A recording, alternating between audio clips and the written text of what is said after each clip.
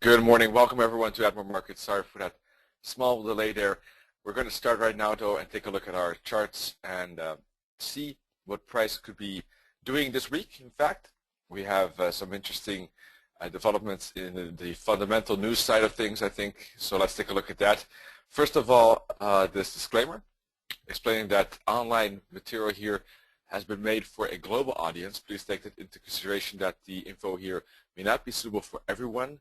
To get more conditions and other details on charting, take a look at admiralmarketsglobal.com, select your country of residence, and contact an appropriate entity.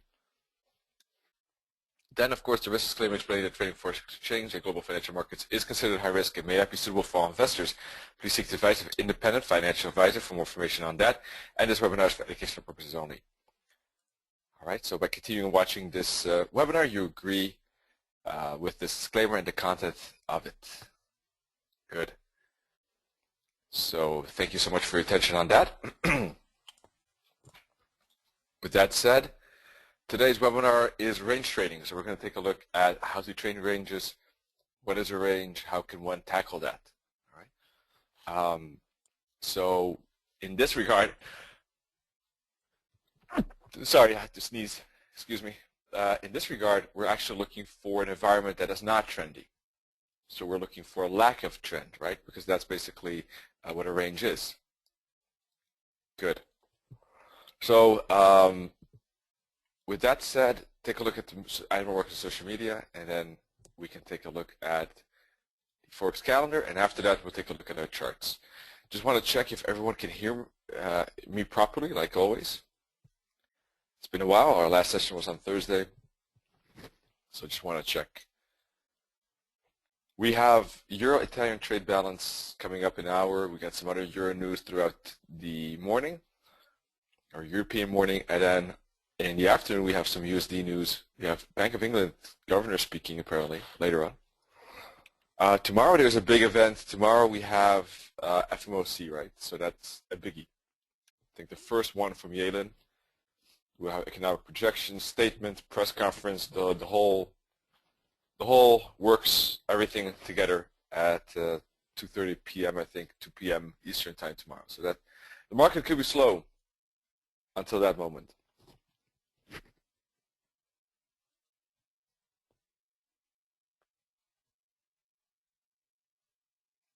All right. So still waiting for your confirmation if you can hear me. Is the sound okay like normal? Let me check my settings. Maybe you cannot hear me.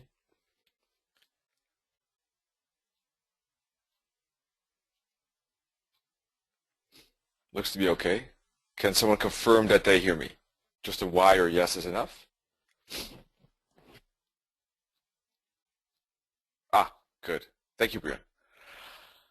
So with that said, now I know that you can hear me, we can take a look at the euro dollar. Now the euro dollar is definitely not a range, so for our focus of today, it really is not too interesting. It is an uptrend, and if anything, we're looking for with the trend or reversal potential, not range potential. This is not a range, it's an uptrend, right? If anyone had any doubt, just look at the hourly chart, and it's prices lower on the left and higher on the right. And if we connect the dots, we can see we're something like this, right?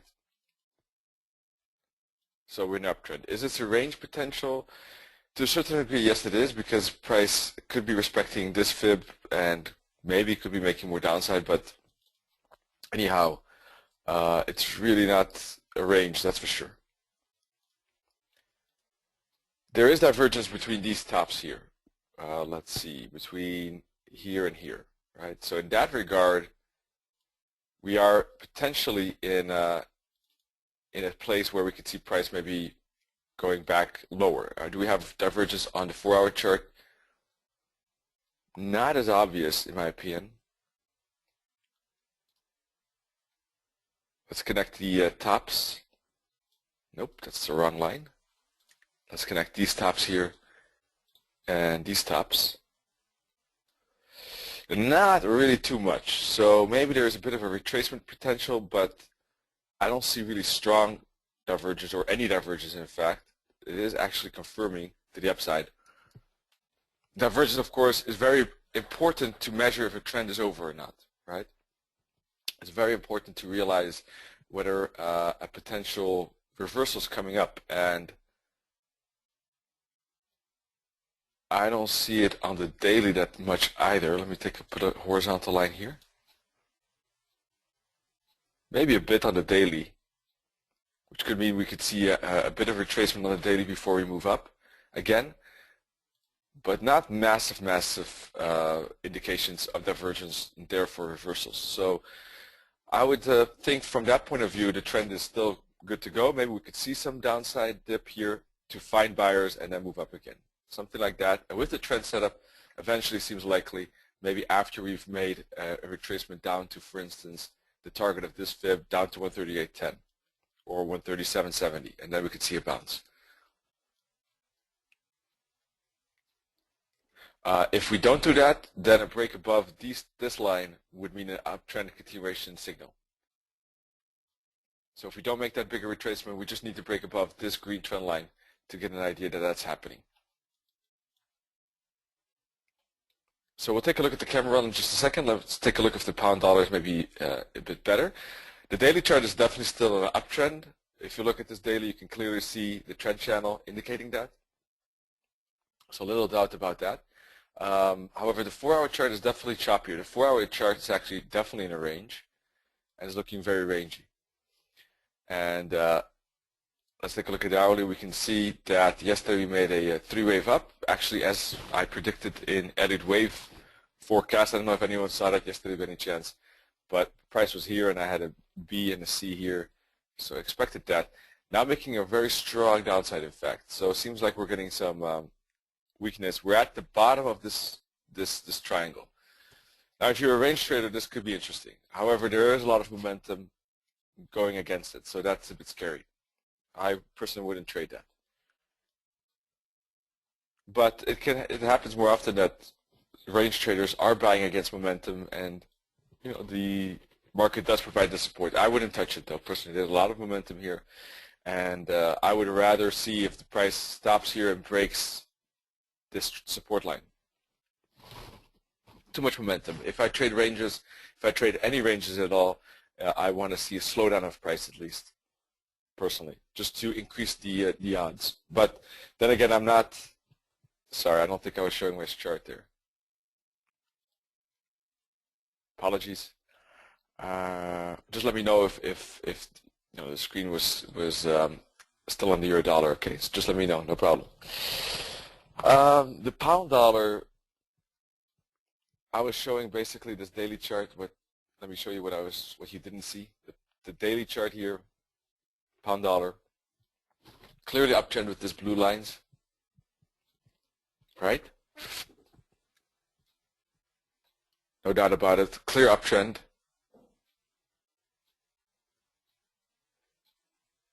Good angle. Sufficient hits on this channel.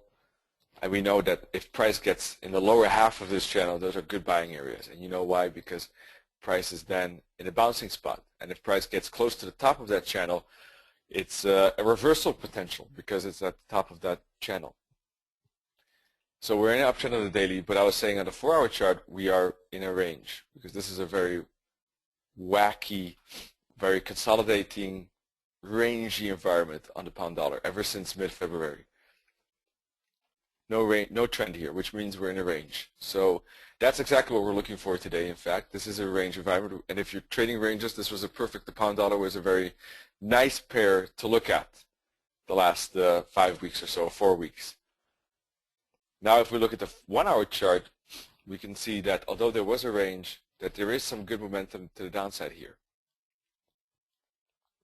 Therefore, trading it to the upside is a bit risky at this point. There's a lot of momentum in this hour's candle. So personally, I would be careful of that. And I would not trade it to the upside, expecting a bounce right here. That looks too risky to me. There could be a bit of a bounce. There could be some bear flag like this, for instance. But then I would actually wait for the breakout potential. And preferably look for instance, when you get a bear flag, wait for a break, pull back, and go.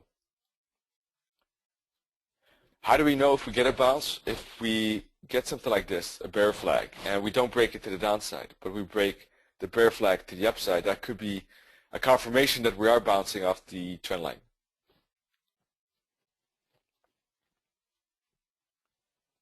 Right here, it looks dangerous to me because price could just go sideways and the long could go nowhere. Or price could break through this, even break through this support line. So there's a lot of risk. Either we break through the support line or price goes sideways and then breaks. So to me, it would make more sense to let price go sideways, make a bear flag, and if it does break the bear flag to the upside, then maybe longs make more sense.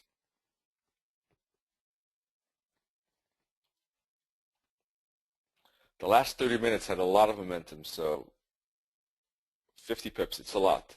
It's a lot of movement prior to London Open.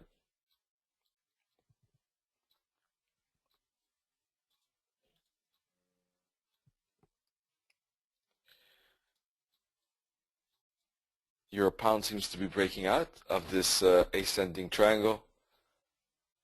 That doesn't look like a range to me. Let's take a look at the Aussie. Aussie looks like more of a range, in fact, potential.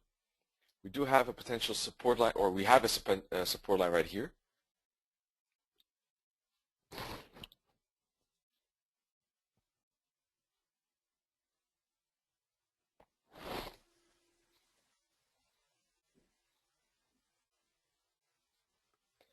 But if it's a range, I don't know. There's probably too much 4-hour momentum to the upside still to call this a range.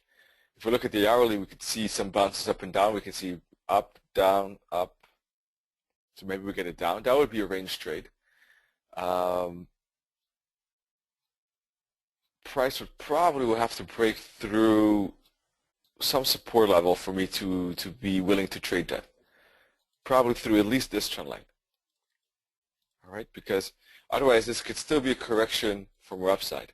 If we break this, let me make it a different color, this green line, but I want to make it different so that it's clear which line I'm talking about. If we break through this magenta line, there's more likelihood that we'll indeed continue with this range. Aussie could be a potential indeed. Right? We have maybe this top in here and this bottom in play, and we could do something like this. We could make like that. So we could try to catch this part of the range, potentially, where I have the red circle. And the break of magenta would indicate that we have a fall potential down to the support line.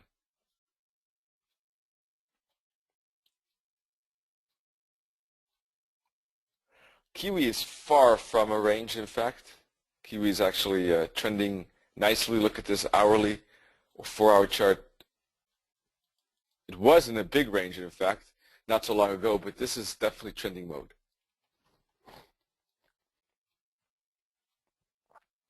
So definitely no range in here.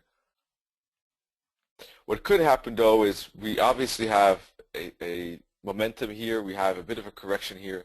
What we could see is a further correction lower before we move up again, right? A bounce off of here or here could definitely happen. And we could see a 3-wave correction. For those of you who like Elliott waves, that could be an ABC correction. Even if you don't like Elliott waves, it's not too difficult to see that potential. Price moves, when it's corrections, right, moves in 3 waves. You really don't have to be an Elliott wave expert. You just could be simply look at those patterns, and you will see them everywhere. Right? And they're quite useful to recognize. If this is a strong impulse, a strong momentum, that means there's a decent chance that we can get that follow through.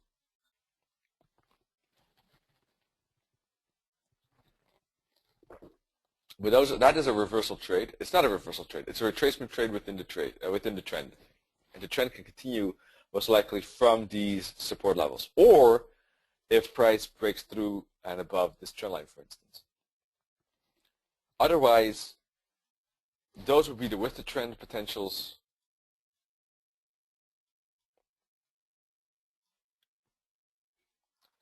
And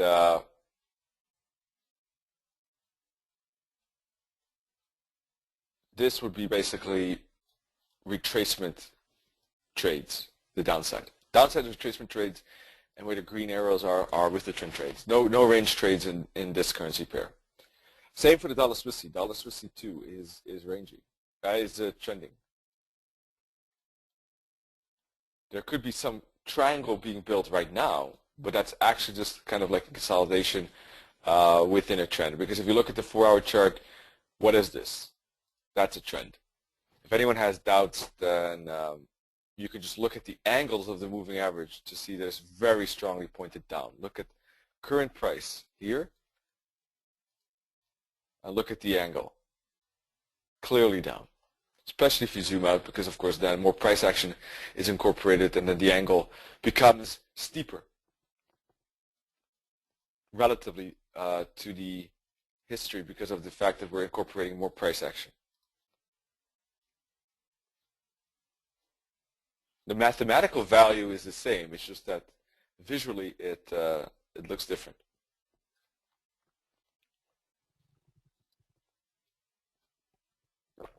Because we're comparing it to a bigger history. Does anyone know what type or how many bars is the ideal look back for history? You know, how many candles do you want to see on the charts? What is the best market memory, or what is the market memory that is most used by market participants? Does anyone know that? To get a fair and best recognition of the angle.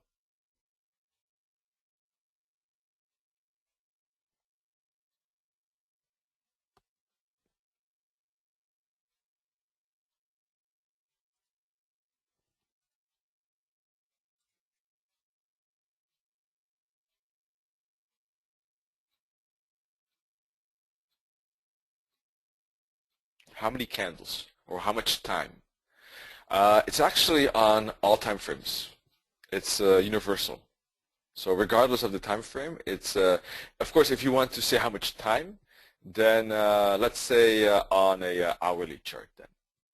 But if you're regarding the number of candles is universal. Of course, those number of candles will have a different effect on time indeed, depending on the time frame. So if you want to say I did the time, then 1 hour charts, let's say.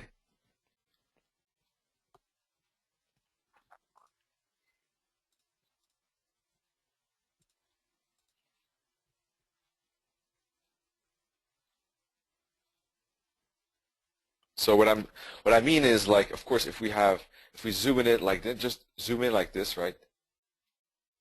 For instance, look at this chart, right? It incorporates a lot of candles. But is this the best, most used framework? No, everyone knows that, right? How about this? Zooming in a lot. Is that something that traders use most frequently? No. That's too much zoomed in, right? So what is the balance? That's basically the question. It's a difficult question, so I'm not really, I would be surprised if someone knows the answer. And I don't think anyone does here, otherwise I guess I would have seen the answer. So the answer is 150 candles, which on an hourly chart would mean basically 2 weeks. On a daily chart, it's basically looking at half a year. Now, on a daily chart, I do use a bit more, to be honest. I like looking at this particular framework, where you're looking at about 9 months. So with the daily, I tend to use a bit more, like 9 months to maybe a year plus. All right, but 150 candles is basically 2 weeks on hourly, and that's enough. So something like this is the ideal balance. Now, personally, I tend to zoom out a bit more. I'll be honest with you. I tend to look at it this way, which gives roughly a month. But according to the market memory, or what I've learned and read about market memory, 150 is the standard. But I tend to go a bit zoomed out above the standard. Well, anyhow, I'm sidetracking here, but I thought that could be useful for you to know, because it gives you an idea what more confidence in maybe how much you zoom in or how much you zoom out. In any case, the dollar Swiss is definitely in a trend here on the 4-hour. If you look at the 30-minute chart, though, we can see we're in a triangle within this downtrend. So obviously, if we break this triangle to the downside, it would be a good with the trend trade. If we break it to the upside, it would be a reversal trade. There could be some range trade maybe within this 15-minute world. It's very dangerous, though, but you can see every time it uses these levels to bounce off of it. So it could happen again here. But the range is too small. I'm usually, if I trade any ranges, which I normally don't do too often, but if I do, then I'm looking for a bigger consolidation zone, not on the 50-minute chart, and not during London session. If you trade ranges, then the best would be to, and you trade ranges on the 50-minute chart, it would be better to do that after London closes, in my opinion, because London moves a lot, or it spikes up and down, it breaks, it does wacky things. It is a big mover, but it's more difficult to change ranges on a 50-minute chart. So then I would recommend not, looking at bigger consolidations.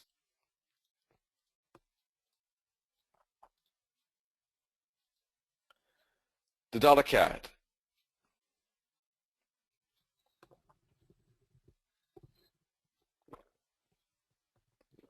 Let's see. The daily chart is definitely still up, but the 4-hour chart is actually in a range. So this is something that would make sense. We got this line here, and we have this line here. The moment, though, price is in the middle, which makes it a bit more trickier. If it would have been here, maybe it would have been a bit better. Or if it were here, or here, those spots are probably ideal. Why are that? Because either you're looking for an immediate bounce off the range, which we only know we have a range after we've at least had a lower high here, in fact. Otherwise, it's a bit difficult to know, although we could speculate on that happening. Because if you look at this, of course, we stopped at the 886 fib. So that would have been a very early, that would have been more of a you get a good candle rejection there, like we had. Then we got a bit of a confirmation that we could have this downside, which we did. Here, though, on the hook back, we could already speculate on a potential range or a triangle being built.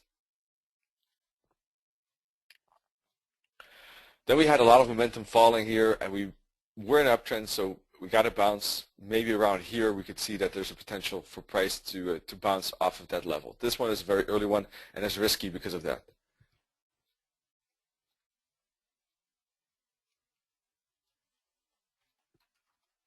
Let's see. You see, the trading a range without any confirmation is always a bit riskier because price could still get an extension. Let's say that here we see a pause, and if you try to trade that particular bounce, because if you move the trend line like this could be seen as a bounce off a wedge, right? Then you're actually selling it too early, especially if you have a tight stop loss just above the stops, then you're still taking out and you see the price still move your way. And that's why waiting for some confirmation, for instance like this, a hook back or some break of a trend line does provide extra guidance. All right. If you catch the exact turning spot or close to the turning spot, then it usually isn't too bad, especially if you use maybe a stop loss above the last fractal. You'll give a bit more space to develop. If you use a tight stop loss, you are positioning yourself more vulnerable.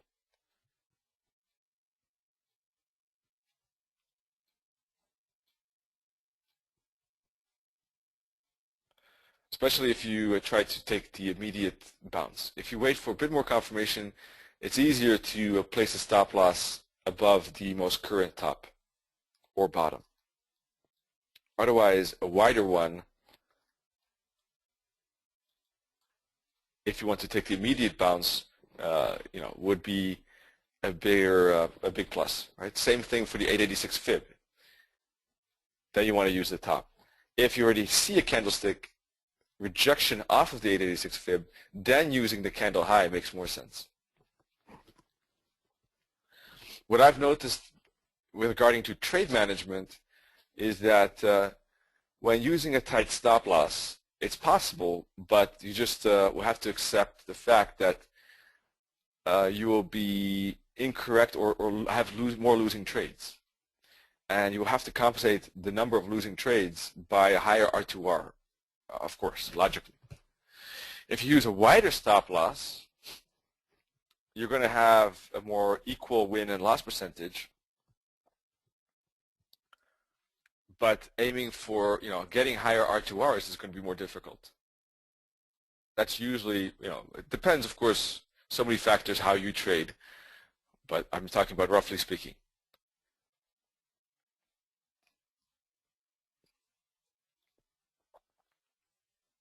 Now with range trades, as I said, I'm definitely not the expert here. I just trying to,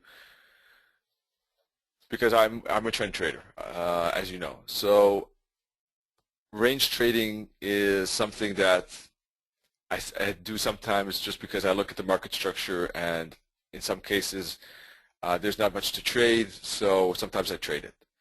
But really my core business is with the trend trading, so that's what I prefer, like to trade. It's just that I want to mix up the topics a bit, so for people that like range trading, I wanted to offer that potential for them to join us today. But basically, if I'm range trading, then what I would tend to do is use a mixture, depending on how I trade it. If I am anticipating a bounce or waiting for confirmation, I would take a wider or tighter stop loss. And what I usually would do is a TP, a hard TP at the opposite side of the range, but not right at the bottom or top, but a bit off of it, just in case it misses a bit, usually about 15 pips away. So at the moment, the trend line is about 109.85, no, 109.88. So I would go above 110 at a 110.02 or something like that, about here, 110.04 maybe. Would be a hard TP to exit the trade.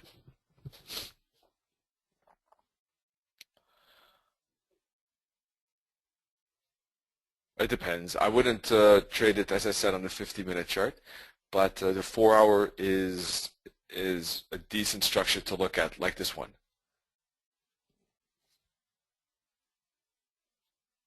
If you want to scalp a range when the market isn't moving too much, then you could use lower time frames, right? But that's more aggressive strategy.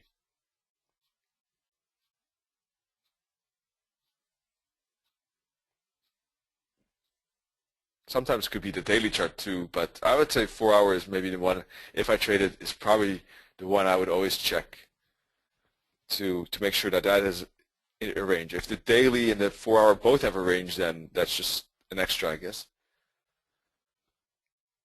Like this, for instance, this dollar CAD still has a daily uptrend, but the 4-hour definitely is not, right? It's in a range.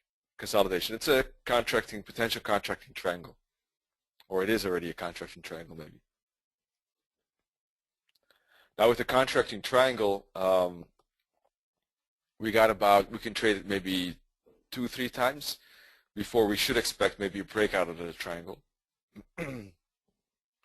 Obviously, the first 2 times here, it's difficult to know it's a triangle because we're still in an uptrend effect at this point. This is a 50% bounce. So this is trading it from here is possible, but it's actually a with the trend trade. This is still a reversal trade, and anything after that could be potential range trades.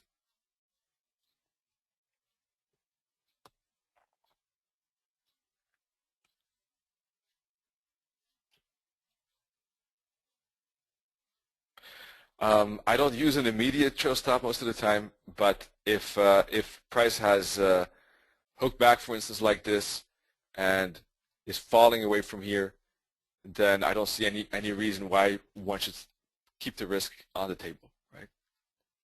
So using these tops to place the stop loss, remove the stop loss to is perfectly fine. There's no reason, in my opinion, not to use this natural resistance levels. I mean, they're a perfect example of what we can use structure of the market for to protect the trade and capital.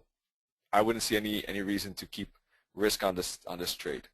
Might as well use this as a stop loss placement.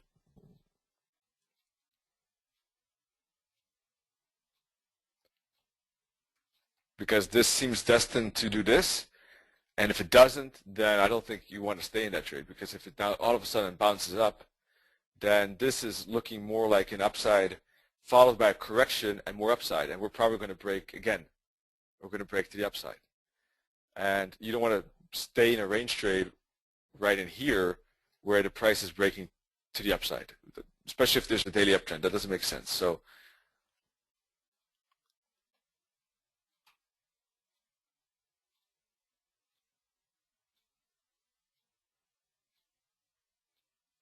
now, an oscillator definitely makes sense as well to use it. It's just not a standard part of my template. I forgot to add it. Let's see. Where's the CCI? 1 second.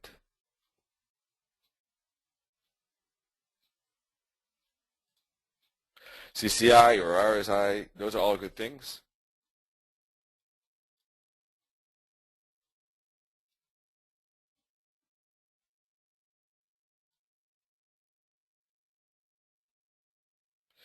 And you can see that if you look at the CCI, we had divergence between these tops right in here.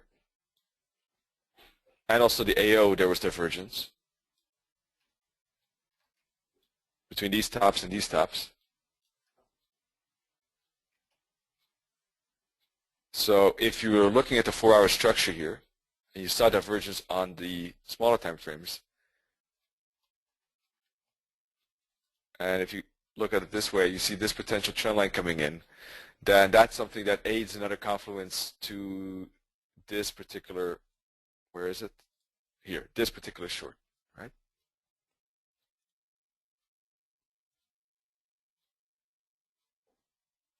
And if you then look at the time factor rule that I use, what you can do is, even if you see the divergence and you have doubts about whether the upside momentum will continue, because we do see upside momentum here, right? In this part, this last part, where I have the arrow. So if you then use the time factor rule about 1, 2, 3, 4, 5 candles that cannot break this top, 1, 2, 3, 4, fifth candle cannot break this top, and we have, for instance, a fractal here as well, then we know that if we break this fractal, for instance, that's the extra confirmation. We already have 5 candles not breaking the top. We then break the opposite support fractal to the downside. That is, in a way, the signal. If you add time factors, another confluence to all the things we already just mentioned, then that would be one way of trading this bounce. Basically, instead of trading the bounce off of the trend line, one is taking the first break of a 15 or lower time frame fractal in the opposite, well, let's say in the opposite direction, because we had upside momentum here, going up to resistance. If you don't want to take the immediate resistance, because that is always riskier. If you feel very confident in your analysis, you can do that. But there are, the problem is with taking immediate, anticipating the turnaround is that a trader could start to overtrade. A trader could start to get revenge trading, could lose some of these trades, because if it's done too often and not at the right spots, one could be anticipating potential turns and trying to bottom pick or top pick, and that could be a very dangerous practice and a very negative for the equity curve. And if we get annoyed by that, we will get in the trap, in the vicious circle of revenge trading, for instance. So for waiting for confirmation of the break of this fractal, we are basically letting the market tell us, yes, your analysis is correct or potentially correct. At least we've respected this trend line that you've seen. So what you looked at makes sense. That's the advantage. So I'm more of a confirmation type of person. So what I would be looking for is something like this. Is a break of this 15-minute fractal here. Right? We have a trend line. We have a 786. We have divergence. So those are already confluences. Those are already, of course, important things to have. If we don't have those, then this 15-minute fractal and the break of that is really worthless, right? Just to make it clear. It's the confluence here that is important and the most valuable. And then this 15-minute break is the last kind of confirmation. And you can see that we've had a break of that, we had a hook back and go. And if you put a 15-minute fib on this move, you can see we hooked back to the 61.8 fib and fell to the minus 61.8. Then hook back again.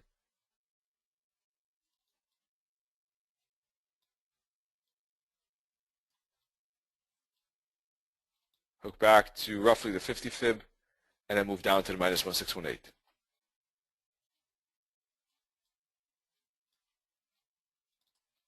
And if we then put a fib again, on this downside, we stopped at the 886 fib, right? I'm taking it from fib retracement to fib target, 886 fib. And we're still at the bottom, in fact. It looks like an ascending wedge here. Sorry, descending wedge. Now, an 886 fib actually has the minus 0.18 as the official target. The minus 272 is the target, the first target for all of the other fibs, though. Although we know that if the other fibs are used, except the 786, we actually have the minus 618 as target.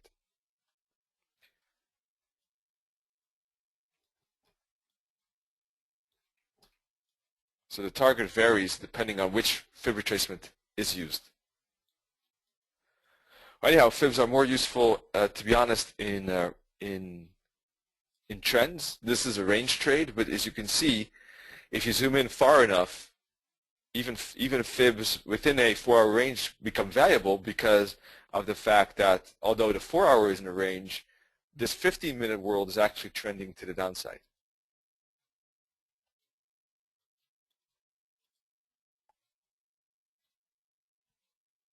Anyhow, the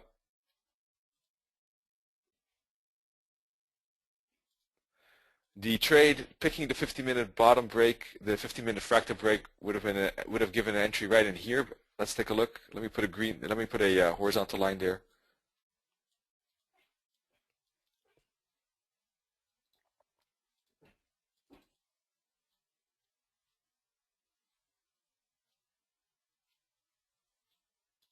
Right about there.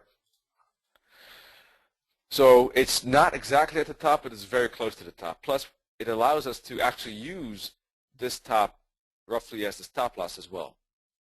That's the advantage. You have more clear, crystallized level where you can put the stop loss. Because if you are more anticipating, it's more difficult to place the stop loss. If you wait for the bounce and you use this green level, you can use this top as a stop loss. Doesn't mean you should go 1 pip above it. It could. I would tend to use more like 10 to 15 pips above it still.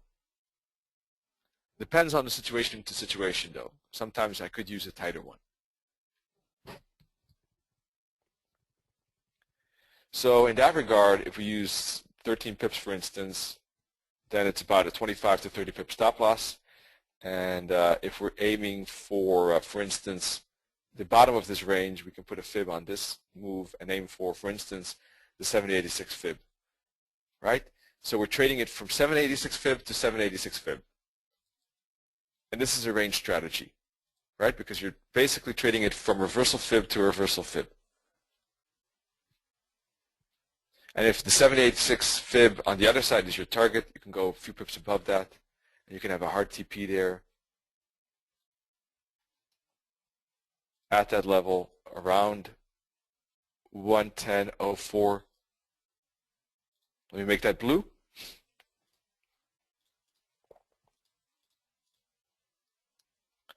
And you can trail stop, of course, as I said,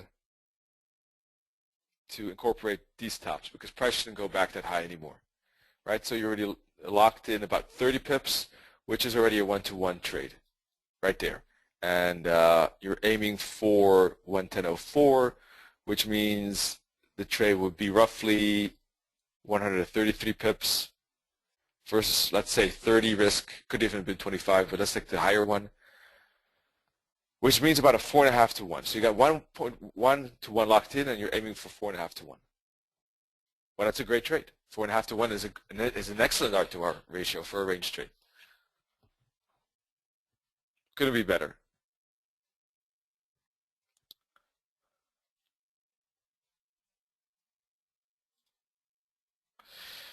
If you're not in a range trade, then looking for the opposite here, for the upside bounce, would be the next step, right?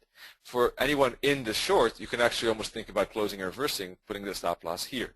Then again, it depends. Are you waiting for are you anticipating the trade, or are you going to wait for confirmation? If you're anticipating a trade, it is possible because the 78.6 plus the confluence of this bottom plus the support trend line might be worth a direct entry order there. But the stop loss would have to be below this bottom, though. That would be the next range trade. We talked about the previous one. Now that would be the next one. Even, to be honest, this upside range trade is, in my opinion, even better than the downside one here. Why? Because we're in a daily uptrend, which means that if we bounce at this fib, we not only have a potential trade to the top, but we can even break out eventually above because we have a daily uptrend. And the daily uptrend can continue. So not only do we have a potential for price to bounce here and move up to this top, but it can make a bull flag and then continue. If you want to capitalize on that and how, that depends on each trading plan. What I would tend to do is take some profit at the top of the trend line and then leave a part on to see if it still breaks.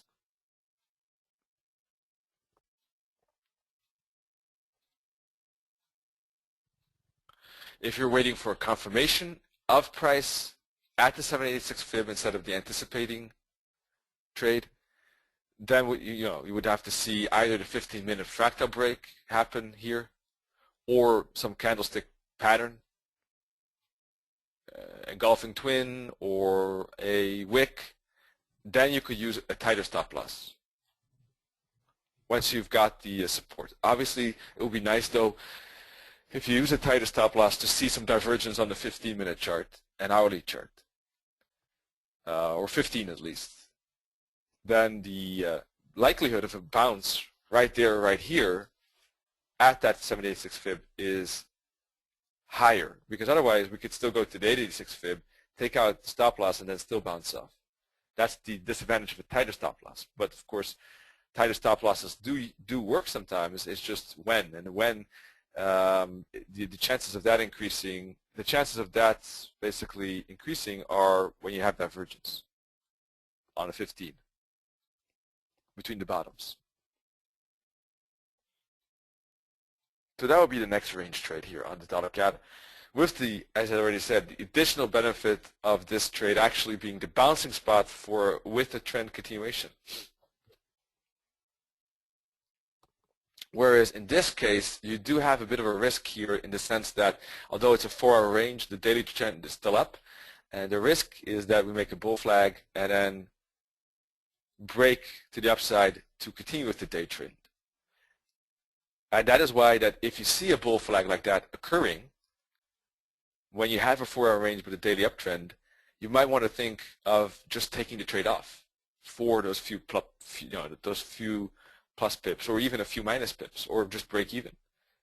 If you see a pattern like that, you might want to think about taking it off, or if possible, moving the stop loss and trail stopping the fractals so that you put it to break even, if that's possible.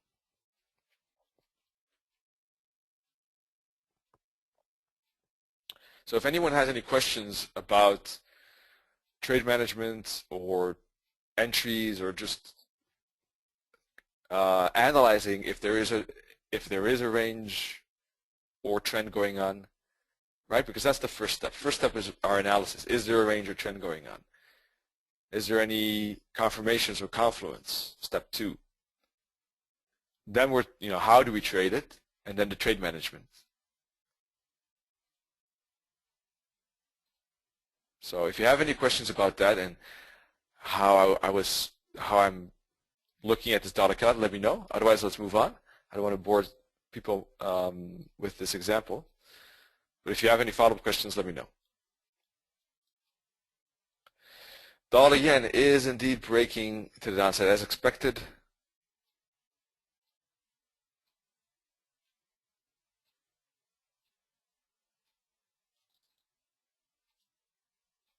Bounced off the 38.2 fib, now breaking to the downside. That was a breakout trade.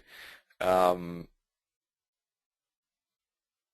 yen, in fact, is a bit of a range, but from my perspective, this was too big of an impulse and momentum to trade it basically to the top here. Because the range trade would be trying to trade it to the top. Because if you look at the purple and magenta, that would be the idea. But in this case, I would filter out this potential long in here up to that magenta. And the reason is just there's too strong of a momentum to the downside. Too strong. It looks too trendy. It looks too powerful. And it looks like there's too high of a chance that if we break, that we're going to break and fall. If anything, that would have been maybe a potential interesting short, an interesting breakout trade. But that breakout trade also had its limitations in the sense that we are close to, we have this purple line in play, but that would be probably more preferred trade, in fact, than the opposite side. So the dollar yen is showing basically a bit of a mixture, right? It's showing, basically it shows a daily uptrend. It's showing a 4-hour downtrend consolidation typey thingy. If anything, someone said indeed this is maybe a Gartley pattern. Well, that looks very valid after this impulse down, and the bounce off the 61.8 fib. And due to that, and due to this momentum, it seems like we're going to get more follow through. So this is probably not sufficiently qualifying for a range. And if one would see it as a range, the momentum here is warning us that we should filter this one out. No upside.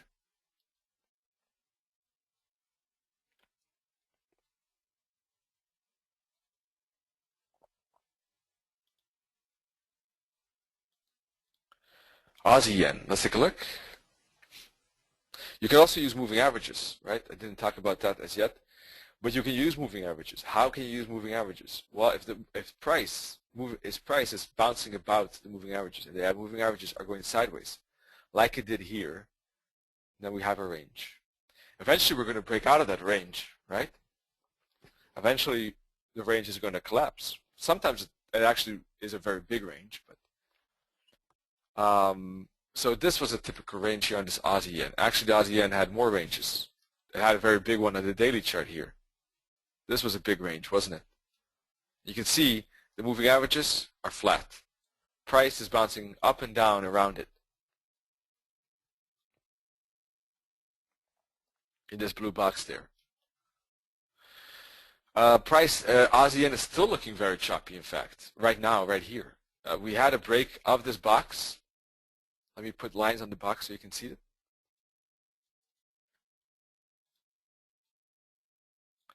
Price broke below the box, then moved back in it, and is now still within the box. So there is maybe a potential range trade. Let's take a look.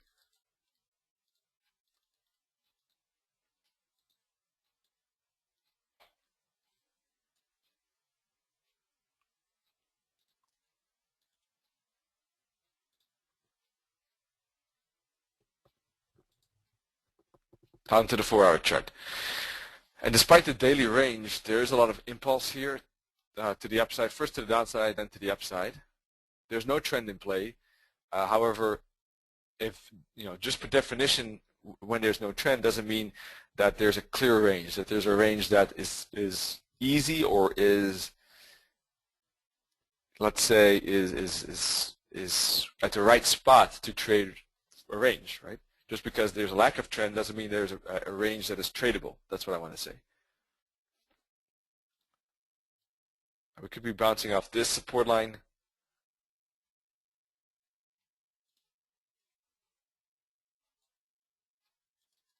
There's no real good resistance line, in fact.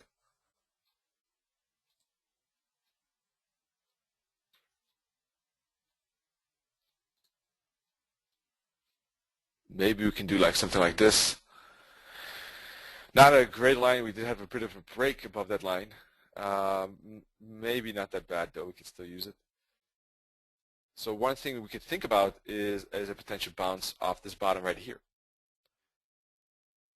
So Björn is giving us an example of a potential range trade where we could bounce off. Right now, the space is a bit tight because this is an hourly chart. So if we do bounce off of this bottom, how much space do we have to the top? It's not much. It's, well, it's actually not too bad. It's 100 pips. It seems so small, but the yen always makes big movements. So this is not even too bad. The only thing is, though, is if you are in a 50-minute chart and you wait for the first 15-minute fractal break, then sometimes it can eat up a lot of space. For instance, here, when we moved up to this resistance line, let's take a look at this example, and you wait for the first 15-minute break, to have fractal break, that means basically you would have entered here.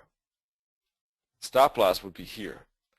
It's a pretty big stop loss compared to the target, but still is more than a 1-to-1. But it's not like the 4.5-to-1 we saw in the dollar CAD. Why is that? Well, because the dollar CAD was a 4-hour range, and if you're aiming for the 4-hour bottom of that range, you have more space. Not to say, though, that this is a bad setup still.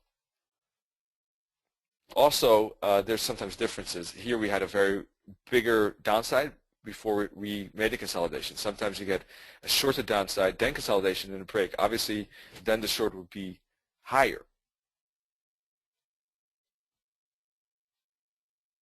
In this scenario, if I'm taking this short, then I would use a tighter stop loss because price is already pretty far away from the top and pretty close to the bottom. So to optimize the R to R ratio, I would use a tighter stop loss here.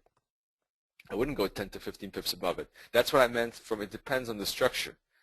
So now you understand why. If we make a small downside here, then I would use a looser stop loss above the top because price is still relatively close to this top, and we could still make maybe just one small break of that top before we fall. That's why I rather in that case use a looser stop loss. In this case, we've moved already a pretty decent amount compared to the target, at least, and therefore tighter stop loss would make more sense.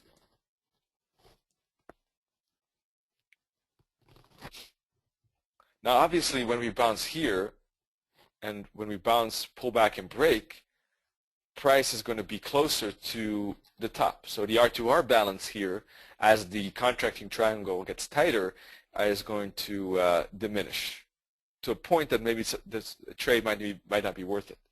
Then this one still could, but the next one might not. Also, when you get in a tighter range, you might want to look for a hook back instead of the fractal confirmation. If one wouldn't have traded the break of this orange line, but would have traded the 50 fib, for instance, here, that also improves the R2R. It's riskier. It's a tad riskier than waiting for the break of the orange, but improves the R2R.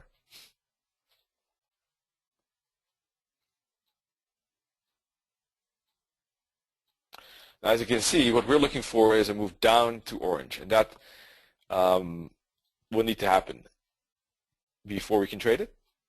It's about halfway right now.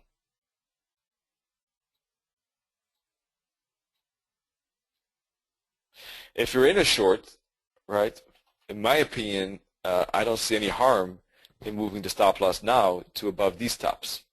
So you can trail stop it and reduce the risk. You're still not, if you traded the 50, you're actually out of risk. If you traded the break of orange, you just have a bit of risk left, but it's definitely less than the original risk, right? It's about 40% private left, 45 maybe, 50 max.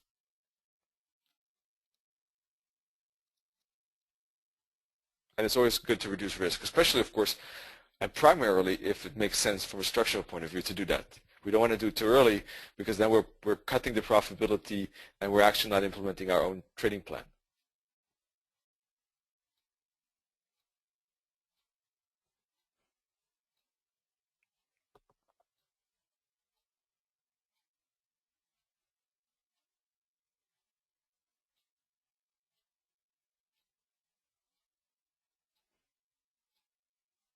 Alrighty, folks.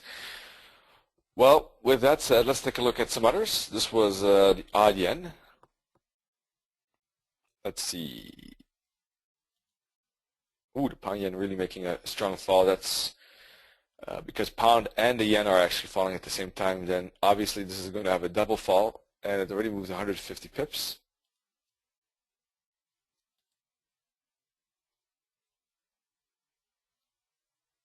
Let me clean up this template for a second. There it is.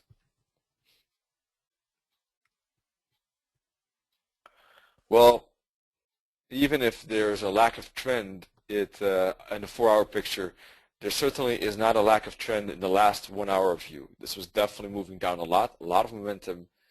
So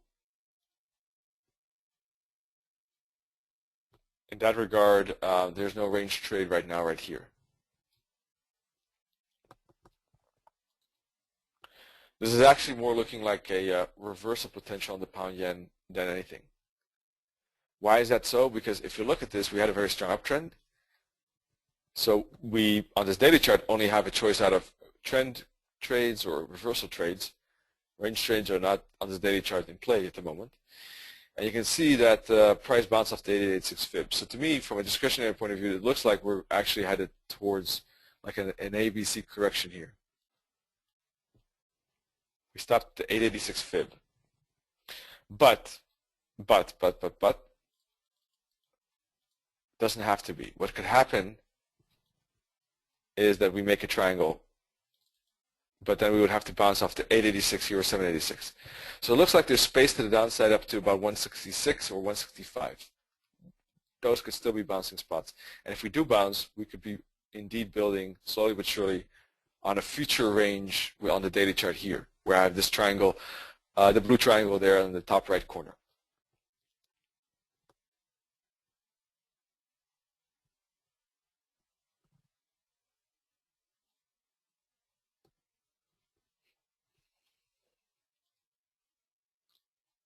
That is something that could happen. So if we didn't zoom into the hourly, it means there's still pretty good downside potential possible. We had this retracement, we're falling from that retracement down. And that is a reversal trade, not a range trade. The range trade idea could be possible from the 786 and 886 fib.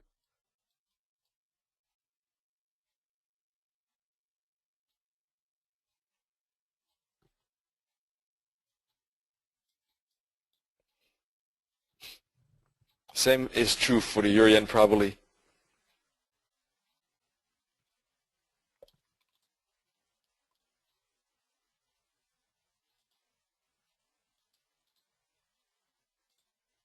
Pound New Zealand. Pound New Zealand actually was a perfect example of how choppy move could be, in fact, because this has been going sideways, roughly speaking, ever since the summer mid-June of 2013, which means in the meantime that's 9 months ago, or 9 months. Most recently, though, we did see an acceleration here of the downside and a break of this rising wedge where I have the blue circle.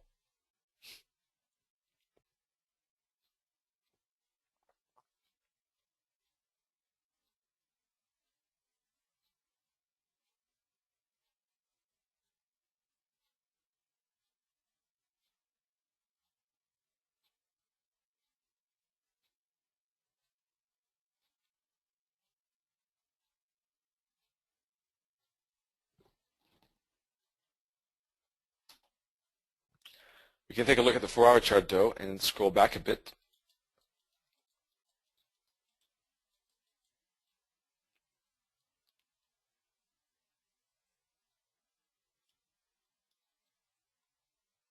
this was probably a good example, right? Because we already have these in play.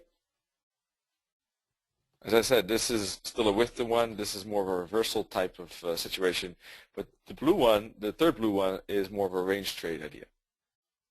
Now, we didn't get too far. We didn't get to the top. That's something always why still you want to be careful that even though we have a TP, eventually you do want to reduce the risk, because if you get a good bounce like this, there's no reason to keep the risk on, because you could still, even though we missed the TP, get one more bigger downside, and that's actually where we bounced off.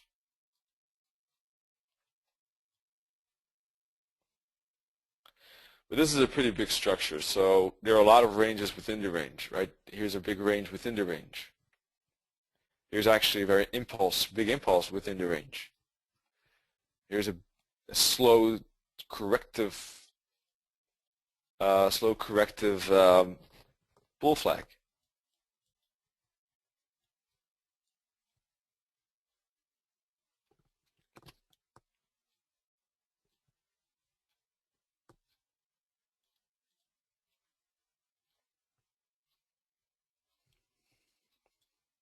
Let me put the CCI on here.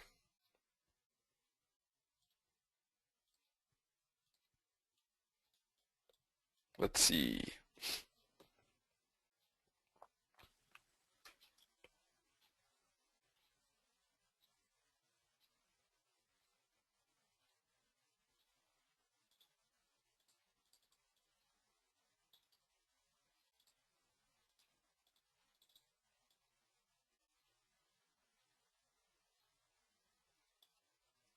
And you see we need divergence here before we get the bigger upside. Same is true for this part right in here.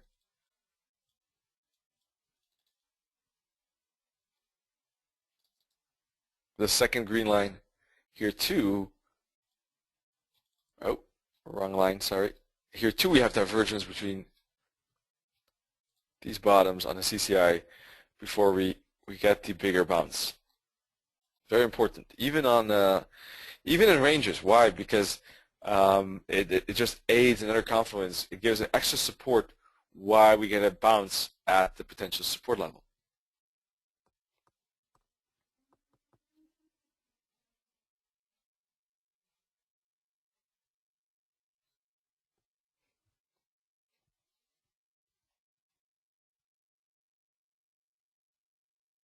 One way of actually looking for more confirmation is using the moving averages, for instance. If you wait for a break of for instance, the 34 EMA band, then you're catching it, or at least these fractals on the 4-hour chart, for instance, you're catching it at a more, let's say, confirmed spot, right? We're not sure if this is the bouncing spot here, but if you wait for the 4-hour fractal to break, and mind you, the 50-minute world is early, but if we can even wait for 4-hour fractal break, if the space is big enough, if you wait for this break, or if you wait for this fractal break, you can see here and here, that's where the upside occurred. And if you trail stop the 4-hour world, you're not exiting all too bad. Although in the second example, we get more upside later on, but that was after a big sideways move, first of all. So in this case, I personally would rather get out here than here, just because of the massive time factor there.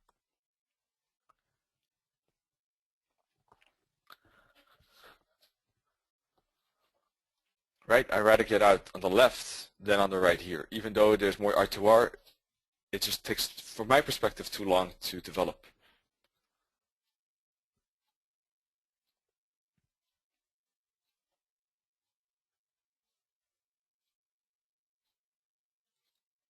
Another example of a good range is the dollar index, to be honest, because looking at the magenta and purple lines, I think you can see why.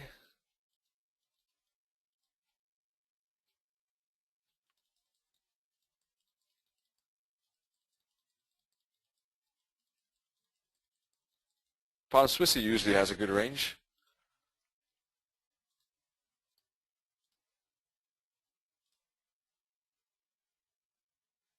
Not at the moment, though. A lot of pound weakness. You can see, look, this was it is a big range. Maybe we're at the bottom of that range, though. That's something to be cautious of. Maybe we can get a bounce sooner or later. Let's see. There seems to be multiple potential support levels a bit lower. And that could be a bounce actually for this pound Swissy. Potential bouncing spot around here.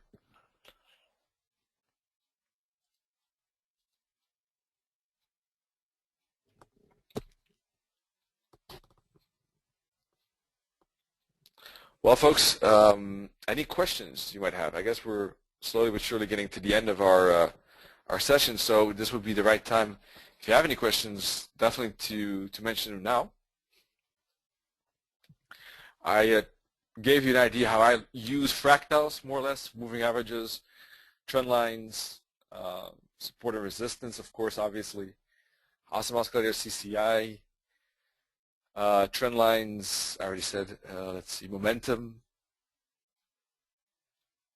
anticipation, and confirmation, breakouts and bounces, concepts to kind of like make a tailor-made trading plan depending on the market structure. It's not easy because a lot of traders, of course, do like to have a very precise, more precise, detailed, outlined, rule-based trading plan, and I understand that. However, as your experience increases, you will start to notice that you become probably more flexible in just mixing up your own analysis and your own knowledge to a comfortable balance that you can look at the market and say, okay, I'm looking for this or that, basically. But that does take time to develop. And, well, simply put, it's the market is always, you're either looking for trending markets. We're looking to trade trending strategies and trends, and we're looking to trade ranging strategies and ranges. And of course, it's not as simple as it sounds. Our goal is to do that, though. How we do that is the difficult part, and we're never going to achieve a full efficiency nor a full perfect implementation of that. But to a certain degree, we can improve our results if we do at least keep an eye on these focuses or concepts. We keep an eye on these and focus on these concepts to improve that, because we are able to improve it a bit if we focus on it. Will we ever? I mean, will we master it to a certain degree that we always catch trends at the right trending moment? No. I mean, it's not the Holy Grail or perfection that we're looking for. It's profitability, definitely. But we can, by knowing these concepts, we can, I think, improve our results, because we know that whatever strategy we are using, we should know if it's a trending, reversal, or range trade.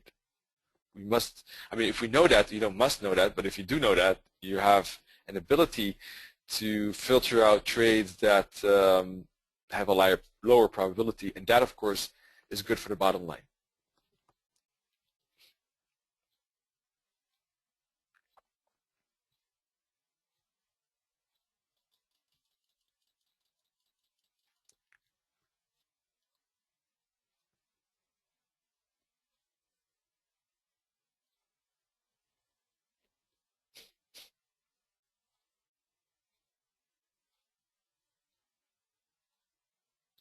Gold, let's see, XAU-USD. Well, I had a very strong trend to the upside, then got a very strong reversal, which in its last part was on a lower time frame, on the daily 4-hour and lower time frames was a big trend, although on the weekly/monthly this is a reversal. So it also depends on what time frame you're looking at. If we zoom into the daily, you can see that this was a trend down, right, which was a weekly retracement. And after a double bottom, as we know, we are getting this uptrend channel, which in itself could still be a retracement because we have that strong daily, or we had it, right? But we are getting this uptrend. Whether this uptrend is an uptrend or a retracement still remains to be seen, in my opinion. However, as long as we stay in this channel, then it's more upside. If we break out of that channel and out of this bottom as well, then we can expect more downside, I would say. If we stay in this channel, There's no reason to expect, I would say, as yet a not the continuation. I'm really looking for the break of this channel. For the moment, I have a green line here on purpose because, in fact, the reason is because we had divergence yesterday and or Friday between these tops, first of all. So that was one reason why I expected a reversal from this. Also, it's the top of the trend channel. So I did expect XAUUSD to top out here and make a retracement back to the bottom of this uptrend channel and hook back to the broken resistance, this green line. We've almost reached there in a pretty fast manner. If you look at the hourly chart, you can see because of the divergence and the top of the trend channel, I expected this and now expecting a bounce off this. So the first part is coming true, is turning out to be true. We are getting the downside. Now, of course, the question is, will we indeed bounce at the 618, at the 786 fib, at the bottom of this uptrend channel, at the broken resistance line, which is the green trend line here? Will we indeed bounce to the upside? One can trade it with more of an anticipation mode and trade the fibs, for instance, or one could, of course, wait for some confirmation at these levels and wait for a 50-minute break fractal or 1 hour break fractal or candlestick patterns at these levels. So personally, I'm looking for a bounce here. Let's see if that's true or not. It could go deeper though. It could be this one or this one. Back to the daily. How about the longer perspective?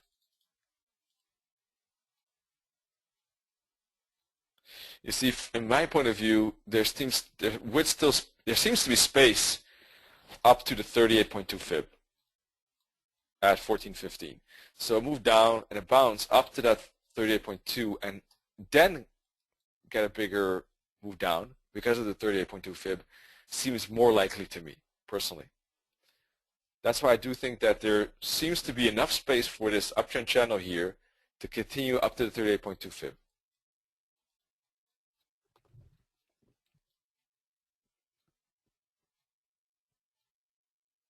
And because of that reason, I would expect that this downside is just a retracement for one more upside to 14.15, and then we could see a bigger retracement, or maybe reversal, or maybe just a retracement from more upside. But in any case, that level will most likely get respected.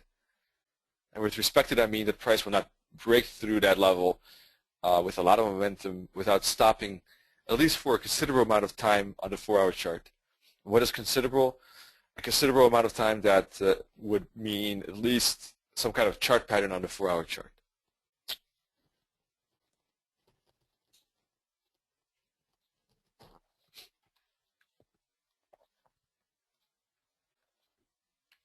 Let's see. Björn, I'm not sure what you mean. 1, 2, 3 now, 1, 2, 3 at 61 point fib, 1, 2, 3 at lower trend line. What do you mean? What do you mean with that? You mean are those R2R ratios 3 to 1? 1, 2, 3?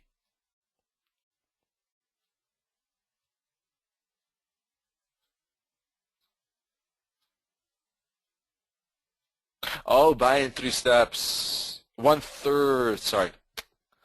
Yeah, of course, now I get it. 1/3 now, 1/3 at 61.8 fib, 1/3 at lower trend line. No, there's nothing wrong with that idea. It's scaling in makes sense to reduce the risk there because we don't know which of these areas could be a bouncing spot. Whether I would do it now, yeah, it depends. I personally probably wouldn't, but if I can see that if you, I mean, it does make sense in the sense that first of all it helps from a psychological point of view that we don't have a feeling we missed the trade entirely. So and there's nothing wrong with that. As long as your stop loss is in a good place, and indeed it's only 1/3. So if it does continue lower, then you'll just get a better price. And of course, you have to make sure that the entire trade is within your risk management parameters. So yeah, it makes sense to me.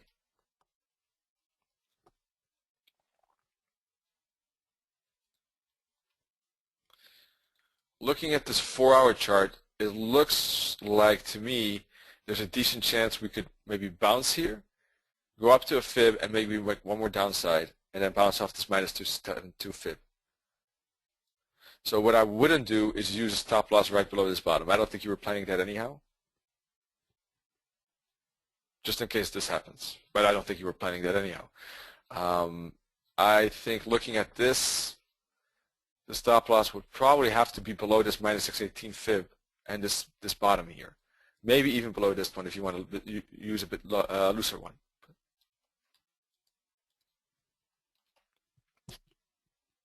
That's what I would be thinking of.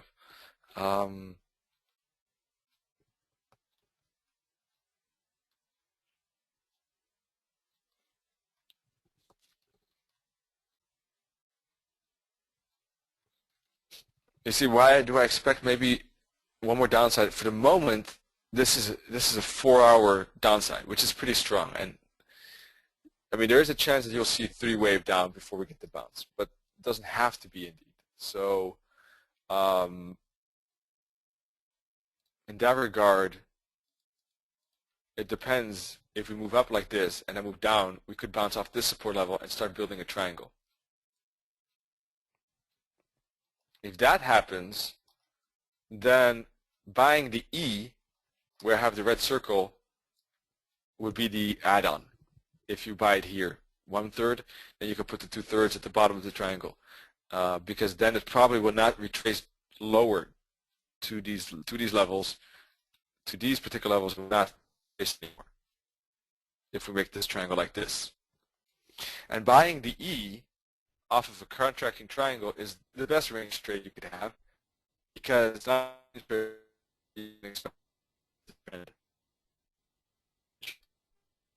buying it at the circle there, then in that case would be the alternative to buying it at the blue circles.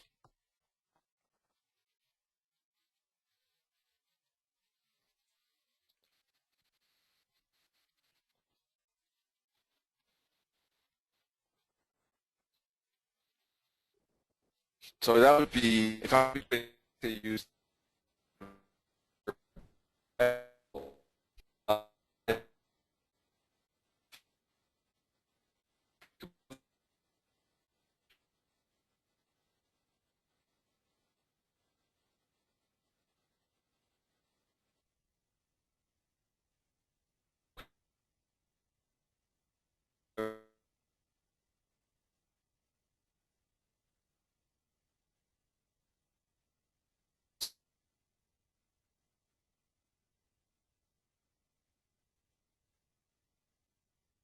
and a pro learning lab in the evening again. So Tuesday, Wednesday, Thursdays, of course, our live session in the morning, and Monday, Wednesday, Thursdays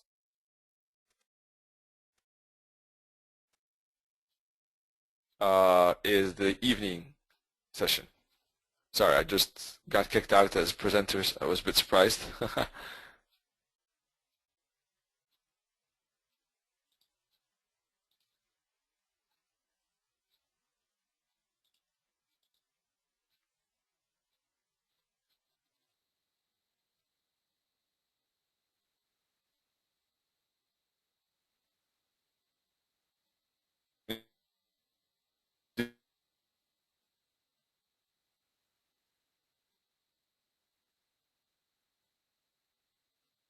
But that's good to know. So glad you can still hear me. I just wanted to say that we'll wrap it up, and hopefully see you soon. Have a great day.